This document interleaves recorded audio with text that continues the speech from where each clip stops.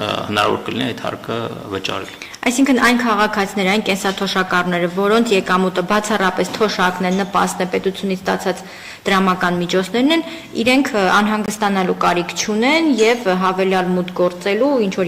եկամուտներ լրացնելու անհրաժեշտություն չունեն։ Դա համարվելու է լրացված ժամկետը, որ մոտենա։ Որպեսզի ավելի համապարփակ պատասխանեմ, ասեմ, որ անհանգստանալու բան իհարկե չունեն, սակայն հայտարարական համակարգ մուտք գործելը կարծում ցանկացածի համար նաև քաղաքացիական գիտակցության առումով կարևոր քայլ է, քանի որ ըստ էության այդտեղ են ամփոփված տարվա ընթացքում վճարած բոլոր եկամուտները, տարվա ընթացքում վճարած բոլոր հարկերը։ Այսինքն քաղաքացին կարող է ամբողջական պատկերացում ստանալ, թե օրինակ պետությանը ինչքան հարկ է վճարել։ Եվ կարծում դա կարևոր որոշակի հայեցակարգային մոտեցում է։ Ինչպես նաև այն քաղաքացիներ, ովքեր օրինակ ունեն սոցիալական կրեդիտներ, նույնպես պետք է մուտք գործեն համակարգ, հանձնեն արդեն հայտարարել, ստորագրեն հայտարարագիրը, որպեսզի հնարավորություն ունենան օգտվել սոցիալական կրեդիտներից։ Այսինքն այդ թվում նաև մեր թոշակառու հայրենակիցները, ովքեր որ կունենան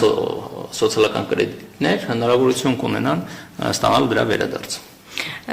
Եթե կլինեն թոշակառուներ, որոնք ամեն դեպքում անհրաժեշտություն ունեն մուտք գործելու, հա, ենթադրենք ինչպես դուք նշեցիք, տունը տվել են վարձակալության եւ դա պետք է արտացոլեն համակարգում։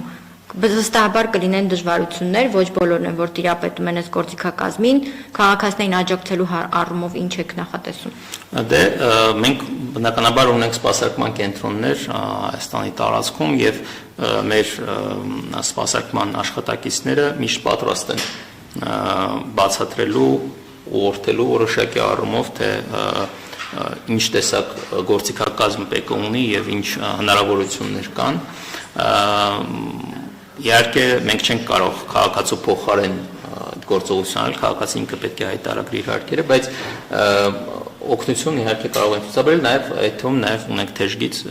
եւ հեռախոսազանգերի միջոցով հնարավորություն ունեն քաղաքացիները իրազեկվեն տարբեր իրենց ուզող հարցերից։ Շատ լավ, անդրադառնանք վերջին փոփոխությունին, հա,